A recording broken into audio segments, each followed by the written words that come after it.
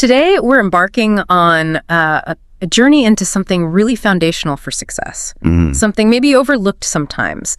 The power of decision. It's huge. Yeah, and our guide for this is Napoleon Hill's classic, Think and Grow Rich. Specifically, we're looking at Chapter 7. Right, the one he titled Decision, the Mastery of Procrastination.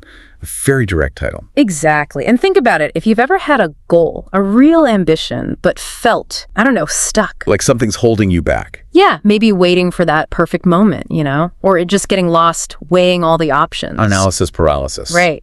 Then this deep, absolutely for you. We've all been there. Totally. That feeling where the goal itself isn't the problem, it's just starting, committing. Choosing that path. Yeah. Taking the first step. It can feel massive. It really can. So our mission today is to dig into Hill's insights here. We want to show why decision-making isn't just like a helpful skill. It's more than that. It's a fundamental habit, something that can genuinely change your whole trajectory towards, well, anything you want to achieve. Absolutely. We're going to try and get to the heart of what separates people who do amazing things from those who maybe have the same talent, but stay stuck. And that separation is key. What we're talking about isn't just Hill's philosophy, is it? No, not at all. It comes from decades of really looking closely at people, thousands of successful people, but also... Crucially, people who failed. Exactly. He analyzed failure just as much. And the core truth he pulls out in this chapter, it's actually profoundly simple. But powerful. Incredibly powerful. It's this: the ability to make clear, firm decisions and make them quickly. That's the defining thing. The defining thing separating success from average or even failure. Yes. So this deep dive hopefully will help you understand not just what that means practically, but why it matters so much. And maybe most importantly, how you can actually cultivate this yourself. Turn it from something daunting into a real asset. Okay, let's unpack that core idea then. Hill lays out this really stark contrast, doesn't he? He does. It's quite black and white in his view. He says, successful people make decisions quickly and change them slowly. Unsuccessful people make decisions slowly and change them often. It's a bold statement. It really is. It pushes against some modern ideas, maybe. Yeah, like when he says quickly, my first thought is, okay, is that just being impulsive? Reckless? That's the common interpretation, or misinterpretation, rather. Right. I suspect it's deeper, maybe about conviction. Exactly. It's not about being rash. And then the second part, change them slowly. In today's world, we talk so much about being agile, pivoting. Constant iteration. Yeah, so why is being slow to change so critical for Hill? It almost sounds wrong. It does seem counterintuitive at first glance, you're right. But Hill's point about quickly isn't about impulsiveness at all. Okay. It's not about skipping the homework. The speed comes from having real clarity about what you want, your purpose. So clarity first. Yes, a clear purpose, a defined outcome, and then, crucially, a willingness to commit once you've chosen. So the speed is in the commitment, not the analysis. Precisely. It's the speed of resolve. You gather what you need, you think it through, you use your intuition, and then bang, you decide. Yeah. Firmly. Like planting a flag. That's a great analogy. Yeah. You've surveyed the land, now you plant the flag. It implies trust in your own judgment, too. Which you build over time, presumably. Yes. Often through experience, you develop internal frameworks for evaluating things. Okay, so that's the quickly. What about the changing them slowly? Why is that so vital if the world is changing fast? Well, think about steering a massive ship. Okay. If the captain keeps tweaking the course every 5 minutes because of a waze or a cloud... It's going nowhere fast. Exactly. It just drifts, burns fuel, but makes no real progress. It's the same with big goals or decisions. Right. If you're constantly second-guessing, constantly changing your core strategy because of minor setbacks or someone's opinion... You never build momentum. Never. You don't give the plan time to actually work or even to fail properly so you can learn. That's interesting. So you adapt within the commitment. Yes. That's the key. You distinguish between needing a genuine course correction versus just wavering, giving up too soon. Because it got uncomfortable. Or because you were aiming for perfection from day one, which Hill argues against.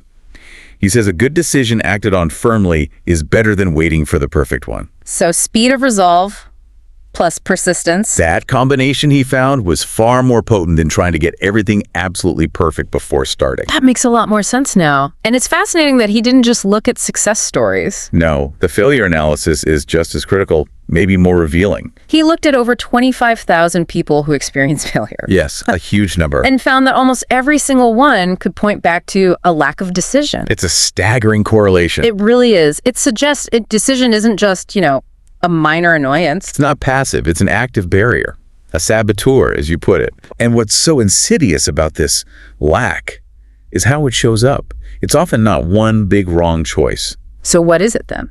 It's often making no decision, or making one that's so flimsy, so weak and half-hearted it has no real power. Like saying, maybe I'll start my business someday. Exactly. It lacks force. This shows up as procrastination, obviously. You well know that one. Or that analysis paralysis we mentioned, getting stuck researching forever. Trying to find the perfect way. Or just passively waiting.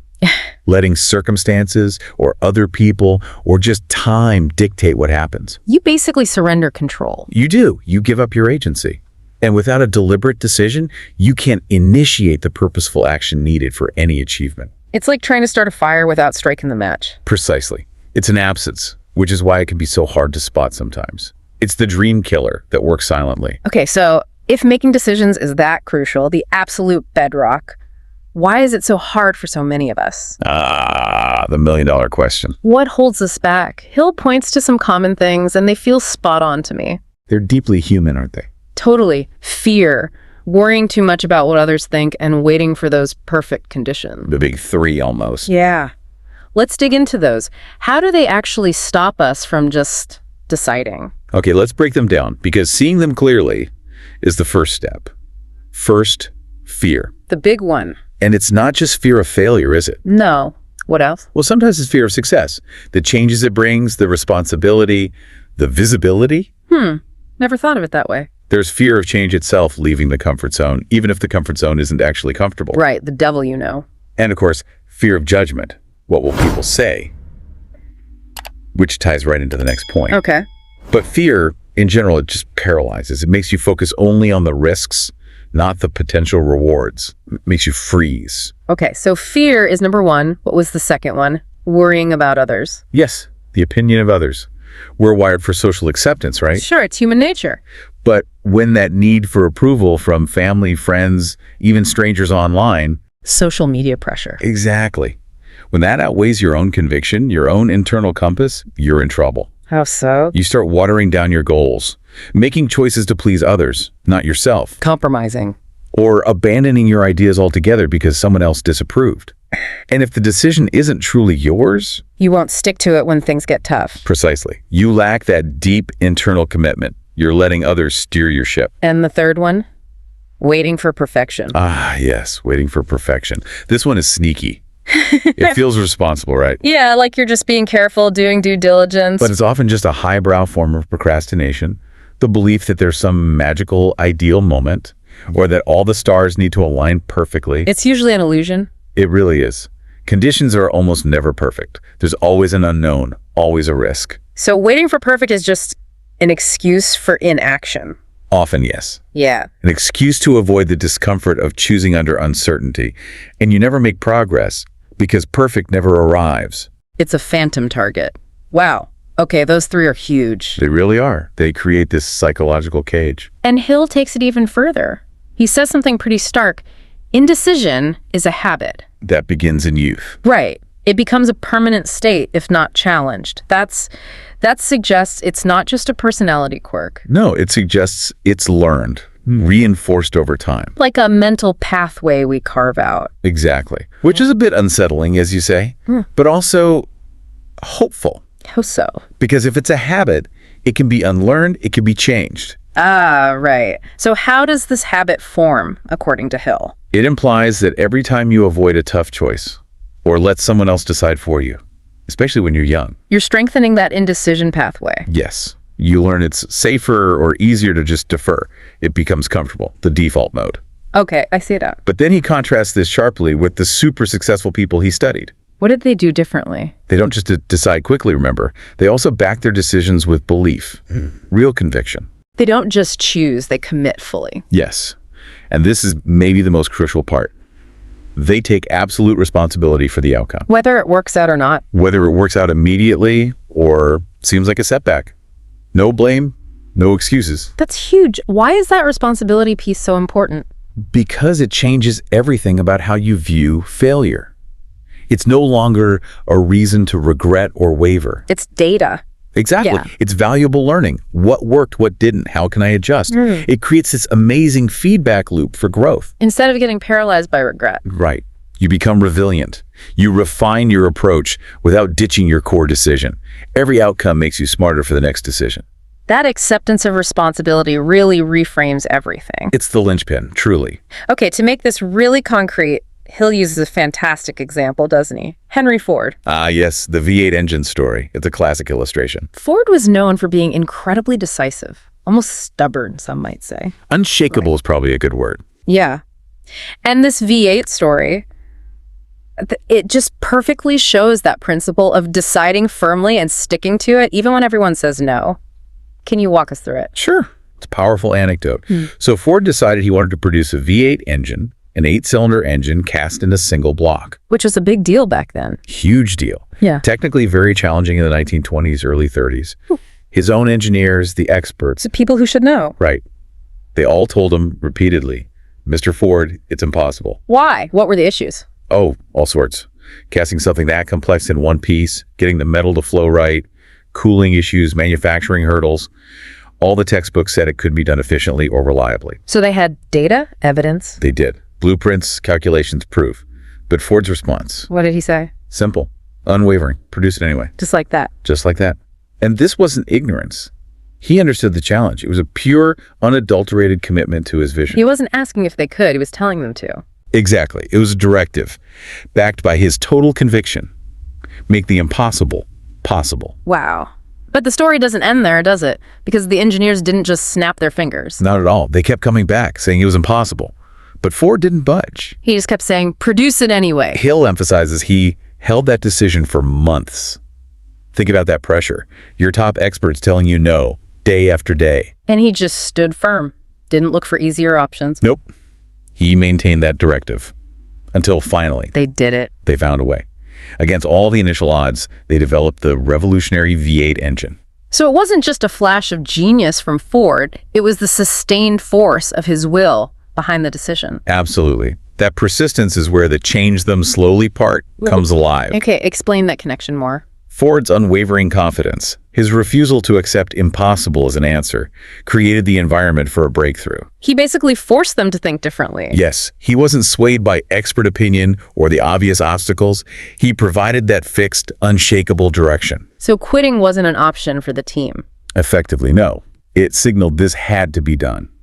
It pushed them beyond conventional thinking, forced innovation. Wow. And they eventually solved it. It showed that sometimes the real barrier isn't technical, it's the belief that it's impossible, fueled by a lack of decisive commitment from the top. That kind of leadership, that decisiveness, Yeah. that's what makes legends. Precisely. It demonstrates that the impossible might just need someone to decide it's possible and then stick with it relentlessly. Force reality to comply. Okay, that Ford story is inspiring, but also maybe a bit intimidating. He's Henry Ford. Sure, it's a grand example. So for the rest of us, how do we actually apply this in our jobs, our lives, our everyday choices? What are the practical steps Hill gives us? That's the key question, right? And Hill's advice is actually very down to earth. It's like a workout plan for your decision muscle. Okay, I like that. What's the first exercise? Number one, make your own decisions. Sounds obvious, but It's harder than it sounds. It means consciously tuning out the noise. Family, friends, social media, especially for your core goals. trust your own gut more. Yes. Recognize your inner compass and rely on it. Don't let others subtly steer you off your path just to get their approval. Own your choices. Because if it's not really your decision, You won't fully commit. So, process advice, yes, but the final call is yours. okay, make your own decisions. What's next? Number two, decide based on facts plus intuition, not fear. Okay, so it's a balance. Get the data. Do your homework, use logic, be rational, but also listen to that gut feeling, that inner knowing. That hunch. Is that reliable? And Talman believes so. Yeah. It's often your subconscious processing things rapidly based on past experience. And crucially, Don't let fear drive the bus. exactly. Acknowledge the fear, understand where it's coming from, but consciously rule it out as the primary reason for deciding or not deciding. Act despite fear. Got it. Facts, intuition, no fear-based choices. Third. Number three, train the habit of fast decision making. A practice part. How? Start small. Practice making quick choices on everyday things. What to work on first, when to schedule that call, what distraction to ignore right now. Build momentum with small wins. Precisely, like reps at the gym. Each small, quick decision strengthens the muscle, builds confidence. It makes the bigger decisions feel less daunting over time. You're literally rewiring your brain for decisiveness. That's the idea. It becomes more natural. Okay, and the last R. Number 4, and maybe the most powerful, accept responsibility. We talked about this with the failure reframing. Yes. Own the outcome completely. If it doesn't work out as planned, don't blame, don't complain. Analyze, learn. What went wrong? Why? Extract the lesson. Use it to make a better decision next time. If it does work, analyze that too. Why did it succeed? How can you replicate or scale it? Creates that positive feedback loop. Exactly. It removes the sting from setbacks and turns everything into fuel for growth. It fosters resilience. Wow. Make your own choices, use facts and intuition, not fear, practice speed, accept responsibility. That feels doable. It's a practical framework. And this leads right into something else Hill warned about strongly. He called it the opinion trap. Very important warning. He said, tell the world what you intend to do, but first, show it. That really goes against a lot of modern advice, you know? The whole manifest by declaring it idea. Yeah. Speak your goals into existence, get accountability partners. Why did Hill advise showing, not telling first? It's a critical distinction. He wasn't against intention or vision. He was against premature disclosure. Especially to whom? Especially to people who lack the context, the experience, or, frankly, the positive mindset to give useful feedback. He saw so many people fail because... They asked the wrong people for advice. Exactly. People with no clue about what they were trying to achieve. And why is that so bad? It's just advice, right? Because even well-meaning, uninformed advice can be toxic to a new decision. It plants seeds of doubt. Just when you need conviction most. Right. It introduces fears that weren't yours. Limitations based on their worldview, their failed attempts. Like telling someone your bold idea and they say, oh, that's risky, or my cousin failed at that. Exactly, that kind of thing. It just chips away in your resolve. Yeah. It diffuses the energy you need to actually do the thing. Like letting cold air onto a tiny spark. Perfect analogy. You need to protect that initial conviction. So, if we're surrounded by opinions, how do we navigate that? What's Hill's solution to this noise? His solution is simple, but requires courage. Trust your gut more than the noise. Silence the opinions.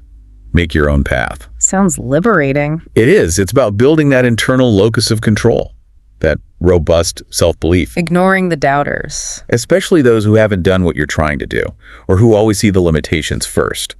Protect your mental space. Let your actions speak louder than your plans. Precisely. Your journey is unique.